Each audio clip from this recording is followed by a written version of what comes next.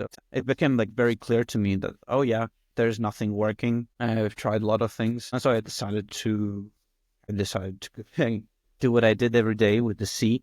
I was like, oh yeah, this time I'll go and drown myself, and I'll be fine. I'll just pass out in the water and drown. And so yeah, that day, I wanted to go alone, but my dad noticed I had left a suicide note on my bed. And he's like, no, like, let me just join you. Any time I would go into the water, I would go in, but this time it dropped from these usual 10 to 14 degrees Celsius to like 8 or 6. Even though it was a small difference, it felt shocking to my body. And I immediately noticed it kicked in a will to live. And I was like, whoa, like, I don't want to kill myself anymore. Like, this is stupid. What am I doing here in the water?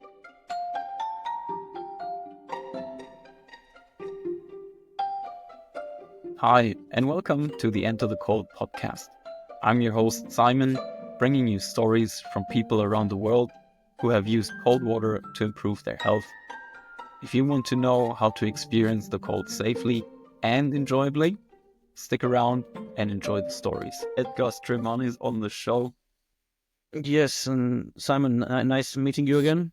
Yes, nice to meet you again. We met way ago in Switzerland, and then the last time we met was in Phoenix, Arizona for a cold research planning workshop. So Edgars, you're currently based where? I know you've been located internationally in different locations, and we met in Phoenix. Where are you at the moment? Yeah, so I'm currently back at my parents' place for some time in Latvia. There's this nice beach town called Jūrmala that's right next to the Baltic Beach. But all you have to know that's somewhere in the eastern northern Europe, and mostly spend time between there and Norway. I sometimes come visit my friend, and we have a lot basically visiting the public saunas. And for those who don't know Norway or Latvia, temperature-wise, how is it? For sure. Right now, it ranges between 10 degrees Celsius to during the night it drops to 1 degree Celsius, which is 10 it's like 50 Fahrenheit outside right now. And you have direct access to the cold water, right? To the sea. Yeah, I'm actually I'm super lucky. I have both the Baltic Sea and I have a Morosco that was sent to as a thing. So basically, it was a used Morosco that needed repairs, and using my little bit of engineering, got it back running, and now I enjoy 0 degrees Celsius. Yeah, so basically 30-degree Fahrenheit baths. It's full of ice. Is it frozen solid? So it's basically like it is water full with ice cubes, like large ice chunks. So if you let it run for longer, will it ever freeze completely? No, they have a system where it basically notices when at the bottom it goes below this certain temperature threshold. Then it basically pauses it until it notices like a 0.4, now I'm talking Celsius, but basically a tiny 10% difference. And it basically unfreezes the ice from the bottom. It floats up to the top. Okay. And then it basically has this ice layer on the top. So you can crack the ice every time you go in? Yes. So you're an engineer by trade, is that correct? No, so I basically educated myself as an industrial designer, which is basically an architect for products. Basically, a lot of things, basically a knack for engineering comes from my parents, and just prototyping, doing a lot of things. And you just slowly you learn about the different ways of how the technical things work. How old are you, if I may ask? I'm 24. I'm about to be 25 in a few weeks. Yeah, so I would say still every time I think of you, young, I'm like, this guy's 27. I don't know why. It's not an insult, not a compliment. I don't know. It's just you strike me as older. Yeah, it is. It's in the voice. It's in the how do you call it? The beard. It's in the hair. No, then I will be both. Soon enough. Yeah. So number one, thank you for being on the show. You're actually the first one, and this is hopefully one of many more podcast interviews to come with, again, no insult intended, regular people who use cold water therapy for health benefits. And I know you have a very interesting story, and I would love to hear it from you. So can you give us a little bit of a background, where you came from, what you did before you started with cold water? That would be very interesting. Yeah, I was just born in Latvia, and then decided to move to Netherlands to study for my bachelor's.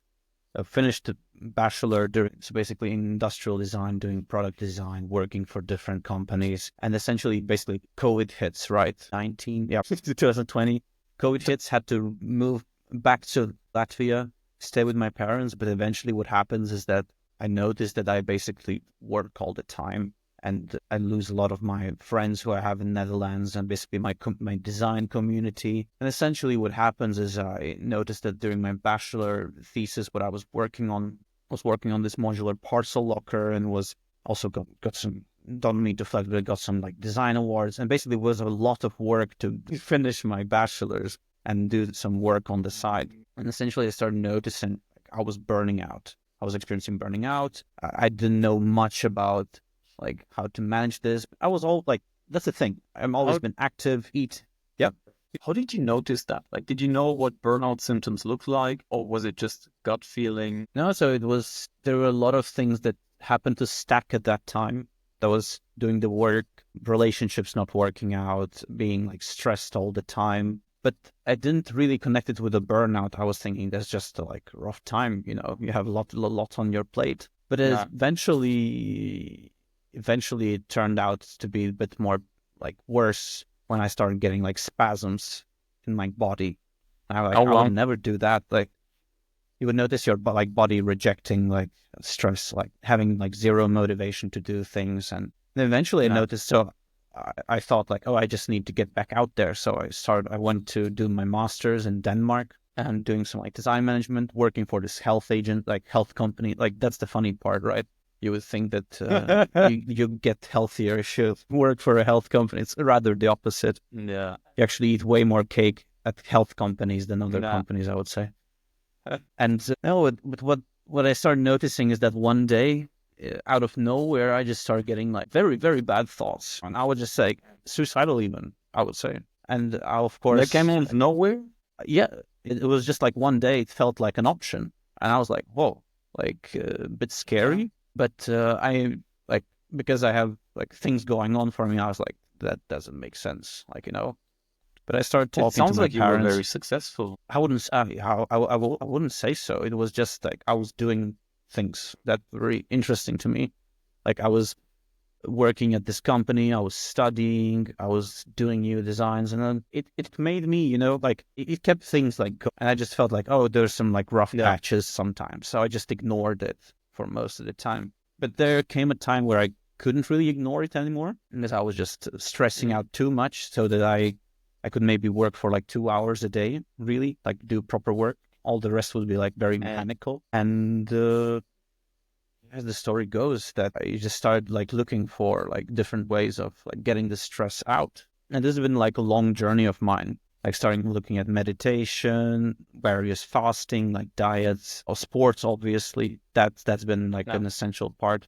But eventually like trying everything, really, really trying everything. Did you try medication at that time? Or so where I come from in Latvia, it's been like in Europe mostly, except for maybe Scandinavian countries, it's been very taboo to actually like either talk or like recognize that, oh, you should go for medication. It isn't until like, all hell breaks loose that you actually start taking medication. Yes. And so what happened is that I noticed that I just couldn't work anymore.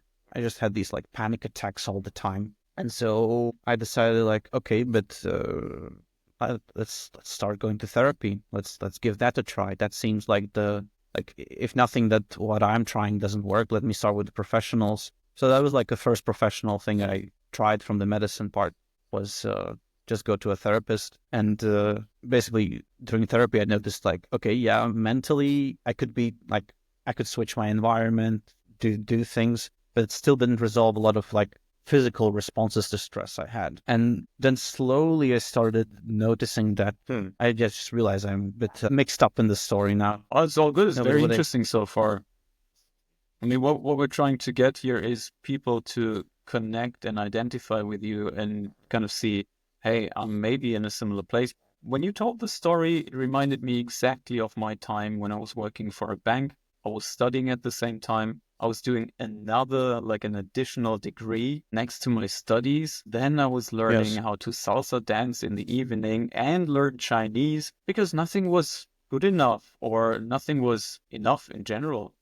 And like you said, not enough social interactions. When people ask me, hey, do you want to join us for whatever? I'm like, I want to finish this. Yeah, I just want to, just accomplish this, and then I'll have time. Then I'll join you. But it seemed like such a big burden or such a big pain not to move forward that I would much rather deny those requests and stay in my room and work and do stuff, study, whatever, because I had those big dreams and big aspirations. And eventually, just like you said, I also had physical sensations. At one point, my body said, so you want to have energy all the time? You want to really push it hard? All right, we don't need to sleep anymore. And then I didn't sleep anymore. I lay awake in my bed until like 4, perfectly clear, perfectly awake, just calm. And I thought, now this is pretty strange. This is not how it should be. And then I sleep 2 hours, wake up, totally fine again, but my heart started pounding like crazy. So I can very much relate with you on that part. And more or less at the same time, I also developed suicidal thoughts. Luckily, not for very long, but I fantasized about various scenarios. And yeah. So I'm very glad that you share it. I think there are a lot of people out there who actually there are other people who experience that, and I might be on the wrong track. Plus there's an effective way how to get rid of it. Yeah. Do you remember what was the first course of action, or was it just it faded out over time? Obviously, I heard from other people, you're doing way too much, Simon. You're doing too much. Calm the fuck down. And I'm like, no, I'm good. I'm not dead yet, so I'm okay, right? Pretty binary view of the world. There were surely a lot of signs and symptoms that I just ignored. When I get very stressed, I get like little blisters here on my skin, on my hand. They get very sweaty and then very dry. And I had that for a very long time. I had that for I don't know, 5 years or so, sometimes better, sometimes worse. And I thought it was a skin issue. Total bullshit. It was just stress. And I started looking into different creams and whatnot, and I was wearing gloves at night and putting olive oil on because people said this is good, and it was just nonsense. I was stressed out of my mind, and because people told me, yeah, Simon, you're stressed, you do too much, blah blah blah, you'll have a burnout one day. I'm like, I'm smart, I can control everything. So now I'm buying brochures that say how to avoid burnout or how to detect burnout.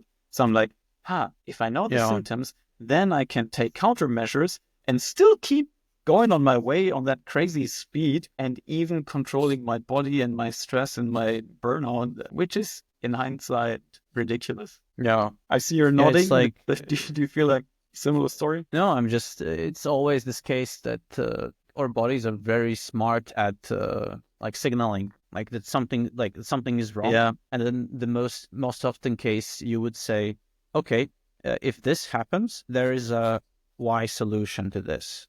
And it's I always use this metaphor of a water pipe. Is that if a water pipe is broken, it might be very, very tempting at first, to just put a patch on it, right? Like duct tape away the leak. And of course the pipe will still going, but it will perform at worse quality, right? So essentially, you want to look for ways how you actually in the case of the water pipe, either reflow the water through different pipes or replace the entire pipe. I'm not saying that you have to replace your body, but it's finding a holistic solution that makes sure that you don't have to duct tape the pipe all the time. And that's what I always see with these creams and special things that those help, but they're just plugging the hole. They're not making the pipe work as it's intended. Yeah. I mean, we didn't create our skin from the outside. Everything comes from the inside. So putting stuff on the outside doesn't make much sense. Maybe adding a protective layer, like a patch, like you mentioned. I heard from Kiki Bosch once, the body whispers before it screams, and that was very profound. Yeah. No, and actually, this correlates with, this continues into one of the early signs I noticed that something was going completely wrong in my life at this point was I had incredible acne. And actually, now that I look at those pictures I took, of measuring, where I had the spots, they weren't as bad as I thought back then. So that it really makes me think how, depressive, and I had this, very negative self-image that came with like being stressed all the time and being just like there was just so many things going on, and like again, as similar to you, just wanting to like do everything so that everything started just falling apart around it, and basically every single imperfection seemed like a huge deal. And that's when I started noticing I had these like negative thought patterns that just emerged from a very unsustainable lifestyle. Yeah, absolutely. And then psychotherapy helped? Yeah, so so eventually what happened on my second session is she mentions like my therapist, she says like, oh, but there's a lot of things that are just in our environment. And it immediately clicks in my head that I must go home, go back from Denmark, travel back to Latvia, go to my parents, just to spend some time figuring out like how to live a better life. And this was very lucky for me, because this was something that came intuitively to me. Like it just came as like a little message, like go home or it won't go well. And what essentially happened is that the moment I arrived back home, I just completely like exploded. I was not that I was exploding from anger, but let's say I completely lost all sense of like like abilities to work or wanting to do anything. My body just completely like relaxed, and it was like, yeah, we don't really want to do things anymore. And that's why I realized I had stumbled into like a major depression. Even though I had work going on, I had things going on for me. Yeah, it was just it was a complete like my body was giving up on its own. And so I thought that, okay, maybe there's something in therapy I can resolve or talk about. And like obvious things came, like, oh, you need to like do things, you need to exercise. And then we realized, okay, maybe it's a physical thing, not a mental thing. So I started seeing a psychiatrist. And of course, the first thing you do is you reuptake serotonin. You like start elevating back those levels. So you become this non-emotionless, get into this like base where nothing moves. But for me, that really just made like, it definitely helped. Like it made me no longer fantasize as much as about suicide or being like as depressed. But it didn't really push me to like be like full of spirit again, to do things, to design, to go to work. And so what started is that me and my dad, we just started trying everything. And that's when I first encountered Wim Hof.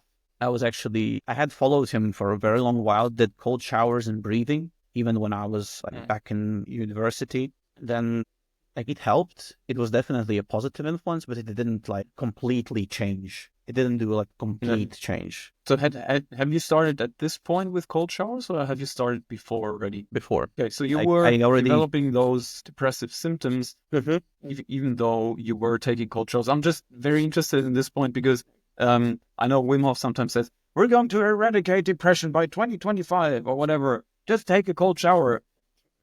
Maybe it's not that simple. Yeah, I think that's why I wanted to say that I mixed up my story a little bit. But I think what is interesting is that I did give Wim Hof ideas a try. Like I did every day. I did cold shower for 2 minutes, and I did the breath work. And on top of it, I even did the transcendental meditation. So TM, that's a very well-known meditation type in US. It's essentially 20 minutes twice a day. You do a mantra. It's quite scientifically proven to be like, it did work for me. It was a huge influence on me. Like it changed my mindset, but it didn't help me with depression, which was physical. And so the thing was about Wim Hof that it did give me, like, it uplifted me, but it didn't like create a significant change as it like would seem it does. And maybe that's just me.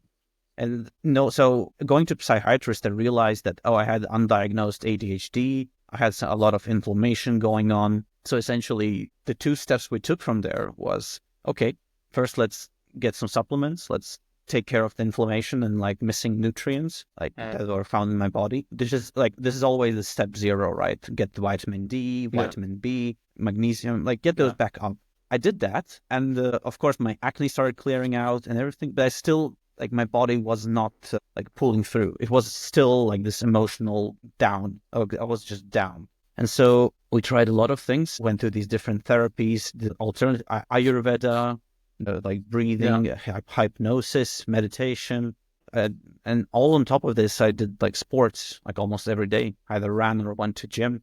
And, it sounds like you weren't working at that time anymore, or was that on top of work? No, I was very lucky that I had I could do like 1 hour a day, like type of things. Yeah. So I had this. My mom has this cat furniture business that I could just do some little designs, make some tweaks, Nice. run some ads. Yeah, and that just But I wasn't working essentially. I was just taking language classes and doing little things that I could do in my even though I was operating on this low state. Essentially, every day that there was I had these flashes of really negative moments, and I would just call my dad and he would talk me out of it.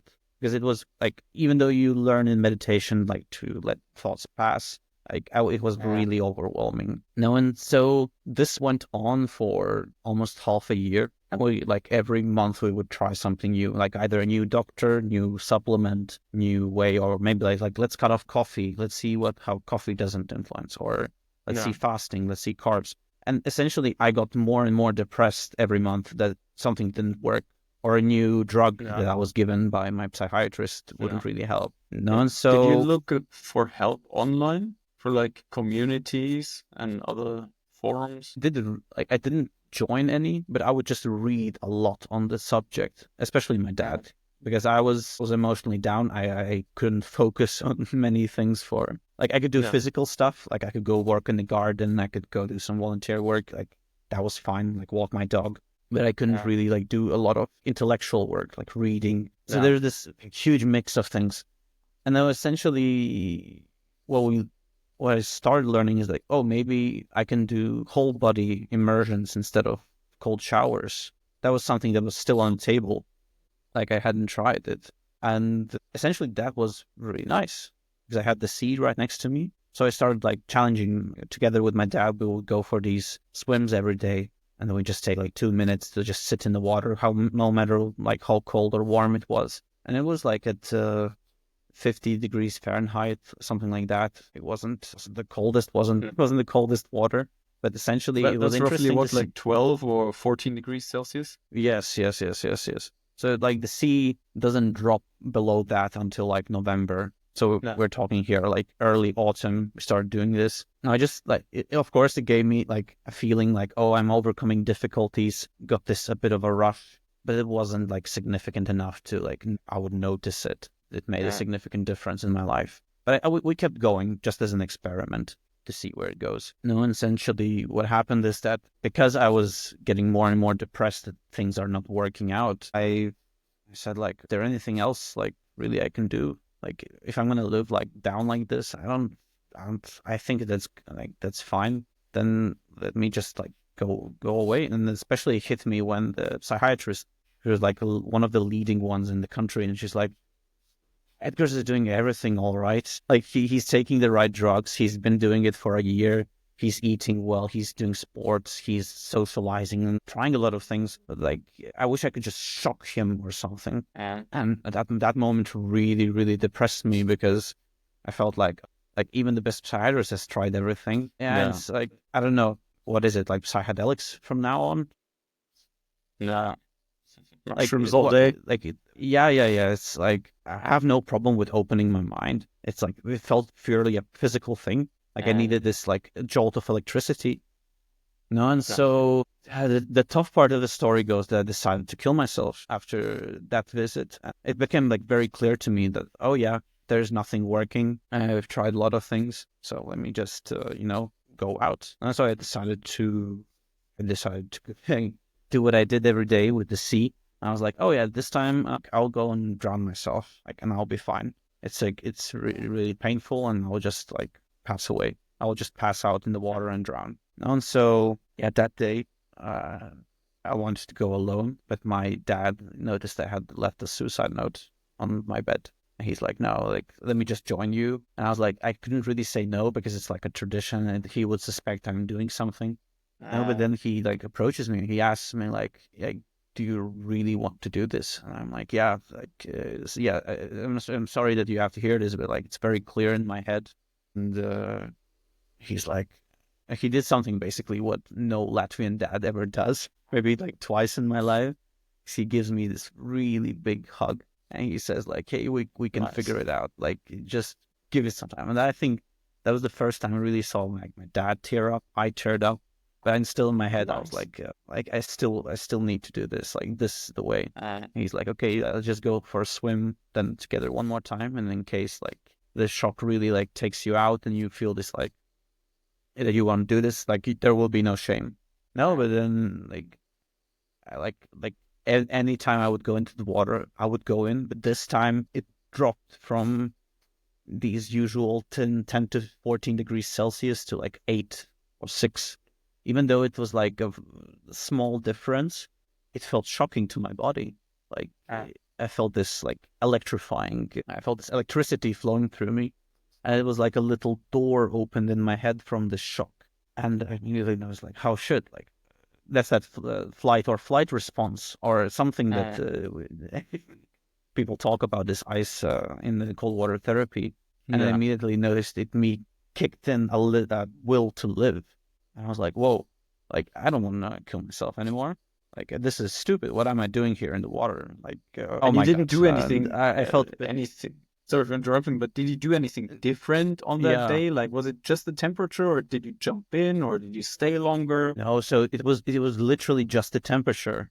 Like, it didn't switch the time. It didn't switch like anything. I would do exactly as I would do it any day. I would just walk into the water until my waist, and then just submerge myself in. And like I said to my dad, like, oh damn, like let's get out, let's get warm. But it really did something to me. And he was like, okay, but if this worked, like let's just keep doing this, just keep doing this. And it felt like very ridiculous. Like I still was, upset. Like your depression just doesn't like switch out like in one. But I felt this like jolt that I didn't feel for like I hadn't felt like this my whole life.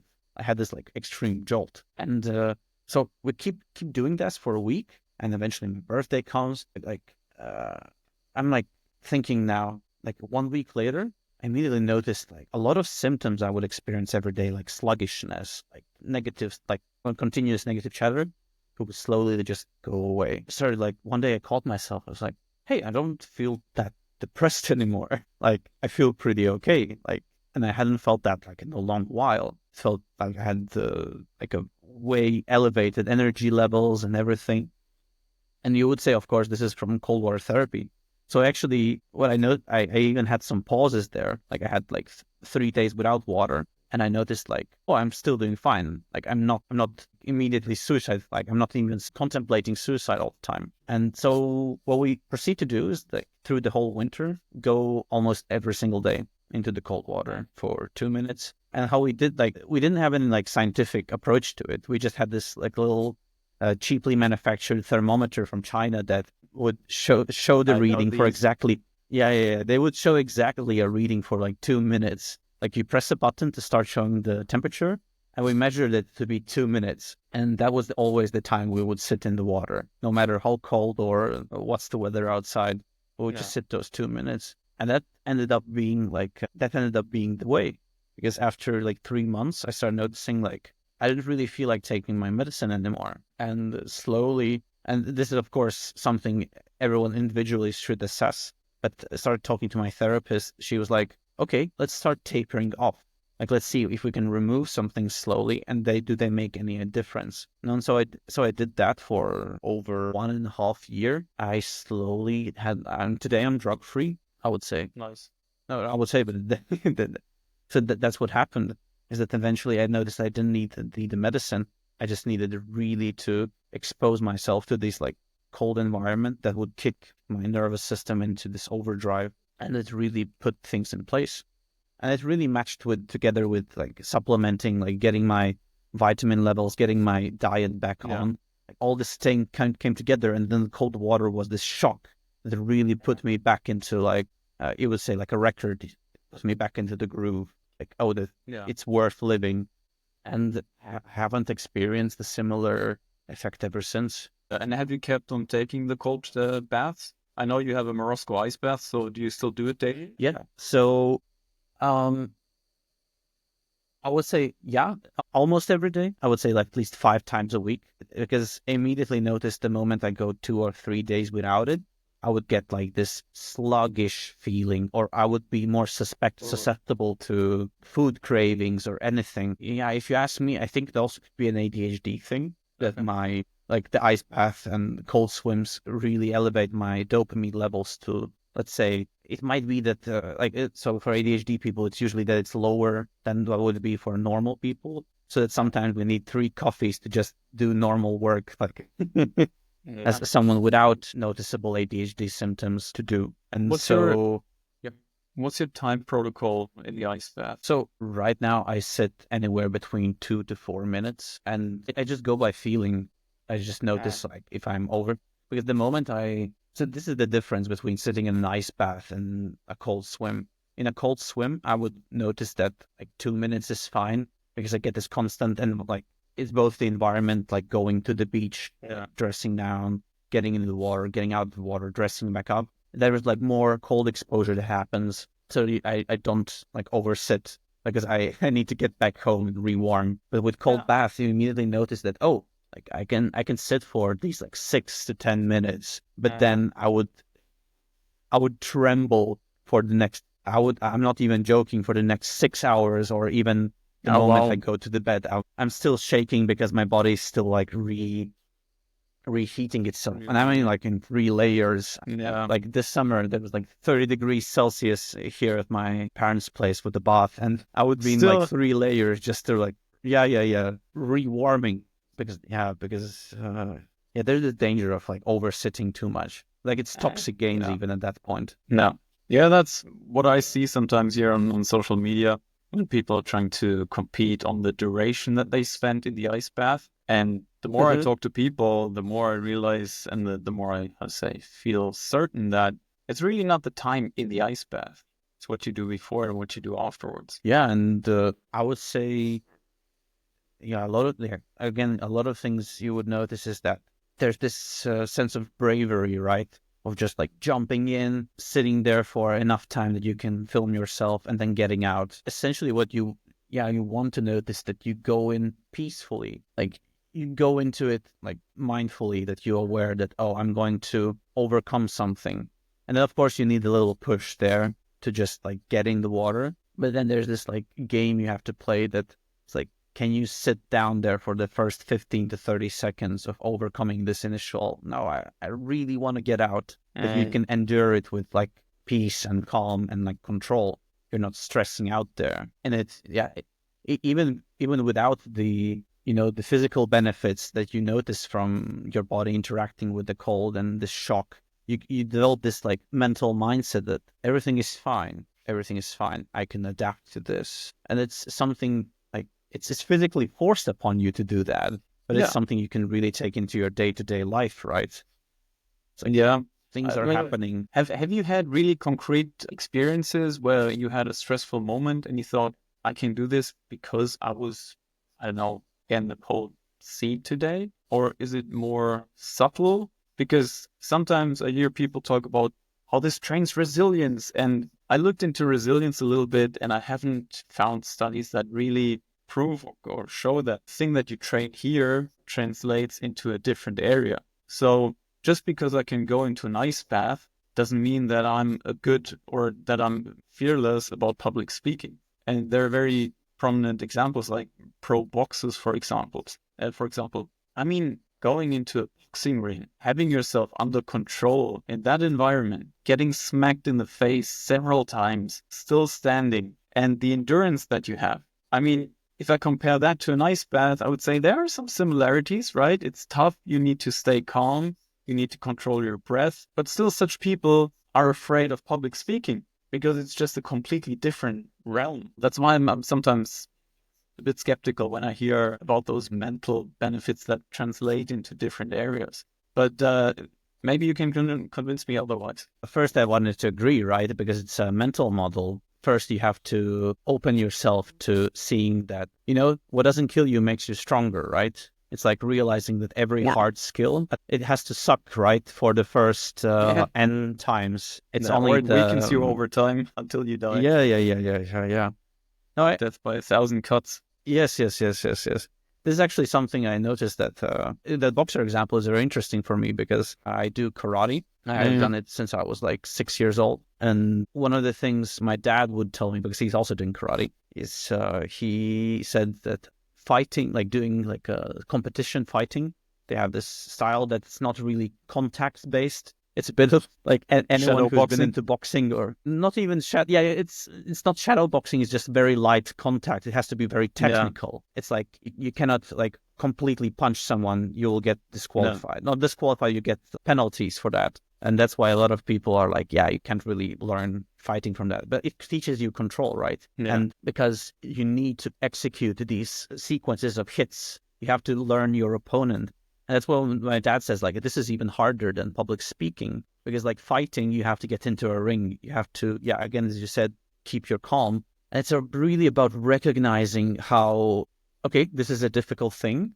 What do you do? How do you carry yourself through this situation? Do you just give in to the stress? You start like throwing random punches? Do you just start like there's similarities to these. Public speaking, you have to you have to keep some ideas in your mind. You have to have these bullet points, go from them, make them connect, and be calm, even though there's many people. You just have to reframe it that you're not, they're not judging you. You have to, like, you're here to tell them something that you believe. Or in the fight scenario, you're there to like show that you're fighting well. It's, It's really managing your fear, these right? translate. Yes, and I think ice bath really helps with that, because your body is naturally scared of cold or extreme temperature differences. Yeah. But I even today, I stared for like a good 5 minutes in the ice, and I'm like, it's like I knew I knew I had to do it, but I had to like muster up like,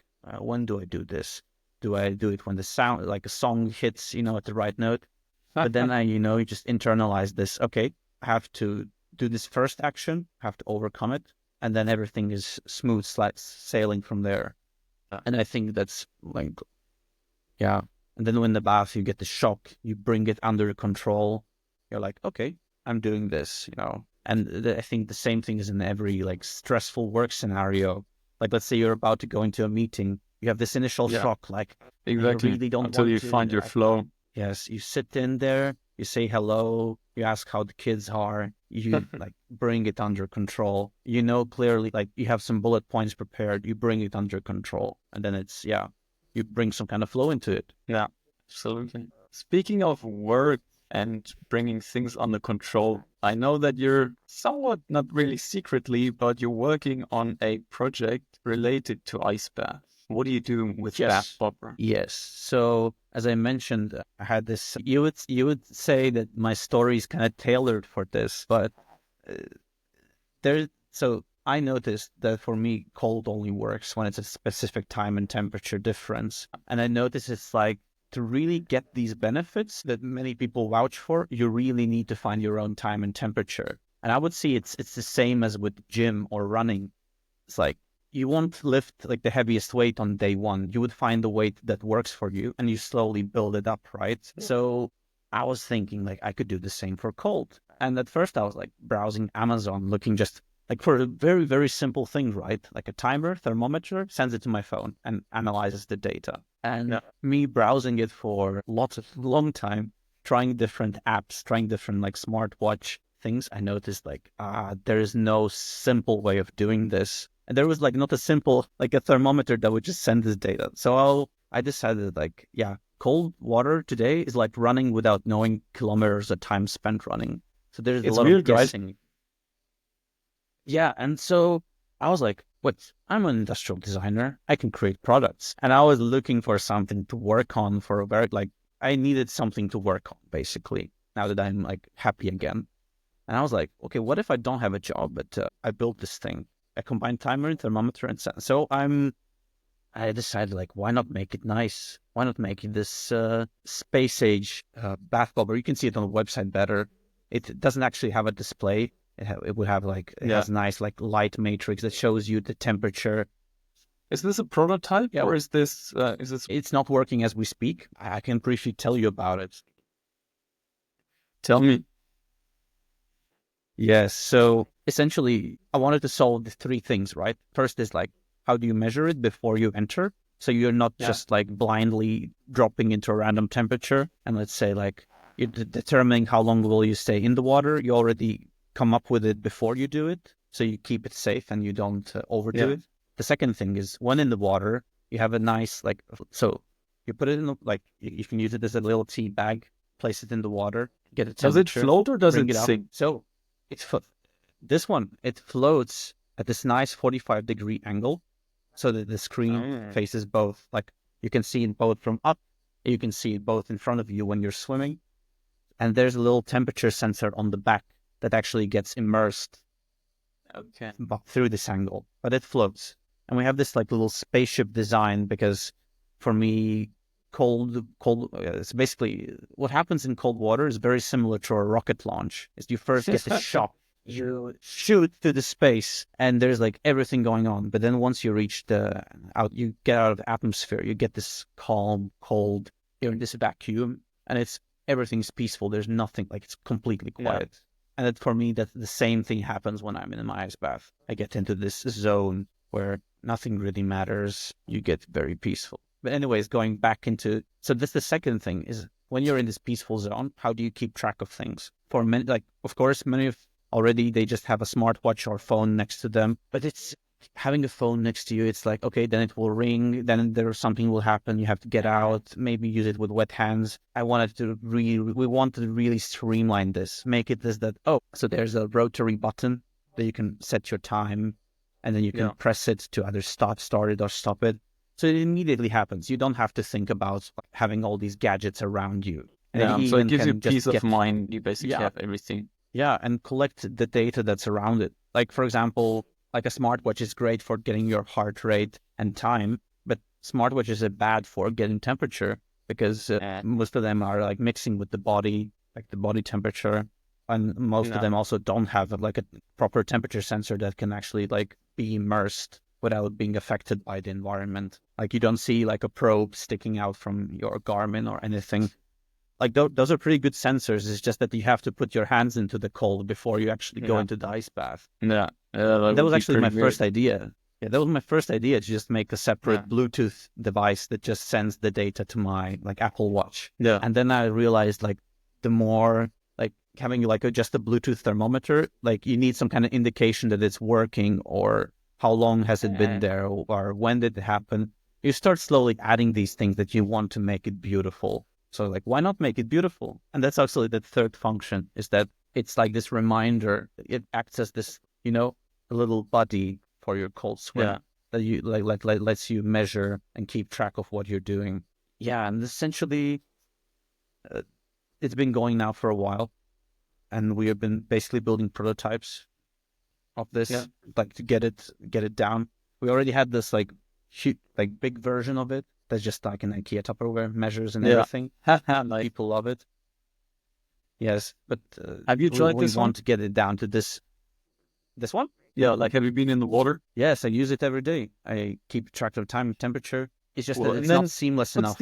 What's the end game? Like, do you have it then on your phone? You have like a graph that shows you how you progressed over time, and what's the real benefit for me? Besides, of course, having like a thermometer and a timer right on hand that you don't have to use your phone or like it's just dedicated to this one, like to this single ritual of going into the cold. Indeed, it extracts this data and shows you how you've progressed over time. And because we're not a medical company, we want to, over time, use this data to share it with researchers who can interpret this and see, like, okay, allow people to collect notes on how these different temperatures, like what changes when they try at different times of day. Like, let's say someone switches into a morning and notices they can't do 4 minutes, they can only do 2 minutes.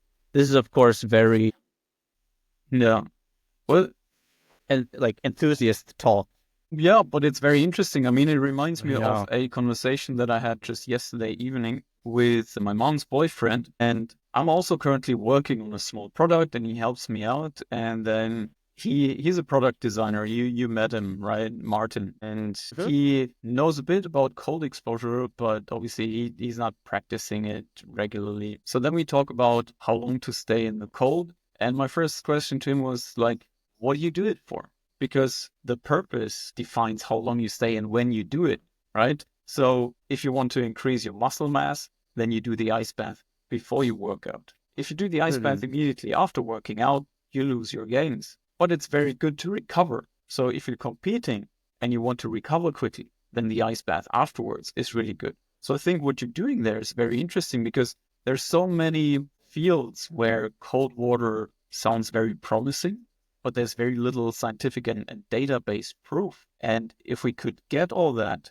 and kind of crowdsource the intelligence here, I think that would create a lot of very interesting insights. Yes, and exactly. That's the thing. Like, the ultimate vision is to really gather this data and like place it in context. But right now, I'm just focusing on building a really seamless way to just get this time and temperature data without coaching and everyone. Yeah. Because eventually, like, of course, we're now used to having these like different smart things that tell us about our life. But there's like a negative that happens with this, is that many people start doing things just to like please these random artificial numbers or artificial scores. Yeah. But it really Fair comes point. back to like tuning in. How did you feel? Even though this is the time, the temperature. How do you make it personal? And that's really our main vision, is to not really coach people, but really get them to explore themselves what works, and give these like little nudges, or let them collect data, or highlight, again, as you say, like highlight, when did they do it? Did they do it after workout, before? Yeah.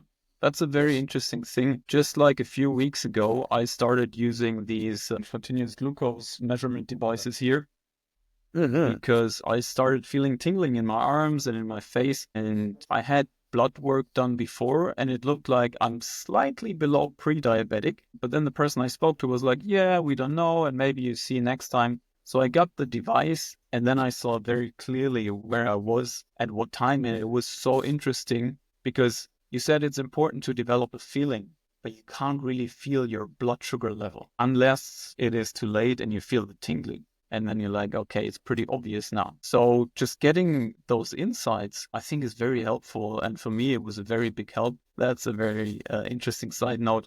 At one point, I thought, okay, my blood sugar level is at like 196 or 180 something.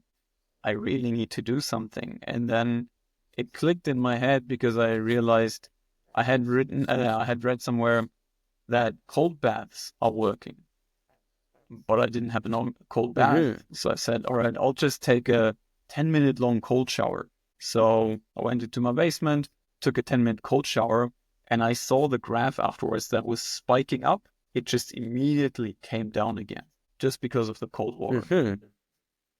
So that was, for me, such a driver to share that with everyone, because it's so simple. I mean, sure, it takes some overcoming to get into the cold shower, to stay a bit longer. Yes. But once you master that, it's such a powerful tool to stay healthy and to combat things like prediabetes and even diabetes type 2. So yeah, now I'm on a mission. I'm coming to save everyone. Yeah. Yeah, no, but definitely. So getting these numbers about things that, okay, I don't like, you get this awareness, right? This newfound awareness. Yeah. That now you know this like number, or you see this change, right? This graph that your number has been spiked. You immediately start correlating with things in your life. And it's a very interesting topic, right? How do you do this for cold? It's like, because the number one thing what we're doing here with measuring this is because people will get used to colder temperatures as they expose themselves to more cold, right? So it becomes really about changing the habits of, if you want to keep gathering this benefit of cold, maybe you need to take pauses, maybe you do things. And I really like this analogy. Yeah. And of course, even connecting cold with CG, like the continuous glucose, like just measuring blood sugar, is because you start adding these different data sources and connecting with temperature of the water and time spent in the water. And you can start immediately playing around with these numbers. It's no longer about, I did the cold bath. You can just like write that on your LinkedIn or Twitter, and it's like, I did it, you know? That's the most important part about an ice bath, right? Yeah, yes. No, exactly. And but you would never know, like, if there's like a difference you can make, right? Until you know what did you do. And maybe like a funny anecdote I would always have is that people are very bad at telling how cold the water is. Like I had for example, with cold shower, like I asked my friend, like, okay, how cold is it? You know, like, is it actually like, would you experience any kind of change? And he said, oh, it's at 10 degrees Celsius. Like it feels to him that it's 10 degrees Celsius. And I was like, oh, damn, that's like a pretty impressive like cold shower then. But then he Yeah. actually measured it and it was 20 degrees Celsius. Yeah. It wasn't like his mind said it felt like Yeah. 10C. And it's really about fighting these like inconsistencies in your mind and finding that you can actually go lower, or maybe you shouldn't go as low, for example. Yeah. There's a room for Absolutely. improvement of challenging yourself in the cold. Yeah. Absolutely. And running water is, of course, a little bit misleading because it takes away more energy from your body. So it feels colder than it is. But I think 10 degrees or maybe 11 was the lowest that I had in Switzerland in my shower in winter. Lowest, lowest, lowest. And that felt pretty cold. Usually it's like 14, 15, not that bad. But it's cold enough, right? I mean, the Yeah. benefits start at 15 degrees and lower, and that's really cool. So what are the Yeah, next but- steps for Yeah, BathBobber? but yes. So this is my first electronics hardware product. Maybe I shouldn't say that out loud. Now people are, they're, oh, no, but we're putting a lot of effort. Yes, maybe I shouldn't put this in my bath. No, it's because People will we're trust so you more now. dedicated into building this. Yes, yes, yes. Because we're so dedicated on building this and making it really, really good. We're taking our time on reducing the complexity of it. Because there's the thing, you can already buy a thermometer that has a timer in it, but the experience sucks. And we really, really want to make this that it feels almost invisible. Like there a lot of things happen invisibly. It's like an iPhone everything is so seamless. user interface or an app where you just intuitively know, okay, click here, do this, one button, or maybe no button at all. Just a nice interface. Yeah, exactly. Because right now, most of the ways people keep track of, like for someone who keeps track of their cold exposure, it would involve that first so what I've seen is, for example, someone has a Garmin watch. They have this separate app for it, right? So they would just open the app, go into the cold and just press start, then stop it, and then take that data on there so that they wouldn't know temperature. But for someone who's just using their phone, they would either do that and then manually enter the data. Or the third type, of course, is they set the timer, they go into the cold, they come out, they stop the timer, and then they make sure that, okay, it's safe there. But that's if you want temperature with that, you have to manually like actually enter it. You have to read it from somewhere. You don't get this like flow of actually understanding, like maybe I could have done more today because it was warmer. But this is something that people who already do this for a long time, they understand that they need to challenge themselves or figure it out. It's like with golf. You want to understand your swing, your drive, like how you hold the the driver, the stick, the golf stick, the golf club. There we go. Yeah, nice. And when can I buy this? Yes. So we already have a wait list where you can join, and we'll soon offer the first, I'm not sure what the number is, but we'll offer the first prototypes that people can buy and already start daily testing, and we'll promise to replace them with the proper device once we enter a more like stable manufacturing. So right now we're still figuring out how to build the one whole package without us being like next to the user all the time, how to make it autonomous, but and also fit it into this nice shape. So we're still calculating how it, makes sense. And where can I join the waitlist? Yes. So it says BathBobber.com, or you can just enter icebathtimer.com. All right, cool. I'll put it in the show notes so people know. Yeah, great. Cool. Yes, and we would love if you. Sorry, go ahead, please. Yeah, if you know anyone who would love to help us build this, or like give us input, who like do contact us. We would love to talk. Okay, like what kind of skills are you looking for? Or if you're like electronics engineering or mechanical engineering, or you're someone who knows how to procure parts, we would love to talk. Okay. And how can they reach you? Via the website or some other way? Yeah, we have an the same as Instagram, BathBobber. You can send us a DM. Same as with Twitter or X, and you can reach. There's and there's an email on our website, so definitely shoot us an email. Okay, cool, nice. If you kind of had one thing that you would recommend your former self, like 5 years ago, what advice would you give yourself? So 5 years ago, I was 19. I was still very analytical. I was always measuring everything, and I had to make it like comply to something. I would say just trust intuition more. Don't don't always follow some kind of like, I would always look up this, like, for example, dating. I would look at dating advice and I would take it as the gospel, or I would read some kind of theory book and I would take it as like, that's the way it is. But my intuition would sometimes say like, it's not really like that. I actually feel like different about this. And it wasn't until I kept bumping into like situations or like relationships and noticing that if I trusted a bit more in my intuition, it would have ended like my intuition ended up being right in some way, some kind of premonition. So yeah, trust your intuition more. Use your own head. Yeah. Nice. Use your gut maybe in this case, right? Yeah, make sure you're using your gut and not someone else's. All right, time to stop the recording here. Nice. Thank Yes. you, Edgar. Thank you so much for being on the show. I hope I'll see you soon again, maybe before the launch of the product. Quickly stay on the line. I'll stop the recording and then we can wrap things up. All right, for everyone who's still here, still listening, I'm building an online community that gives you accountability, online courses, information all around how to start your cold journey. So if you're interested and you want to reap those benefits from cold showers, but you don't know how, or you're afraid of cold showers, then reach out. Currently, I'm offering 5 people one-on-one training to guide you into the cold and make sure that it's safe and enjoyable. And then we'll take it from there. All right. Thanks for listening. See you next time.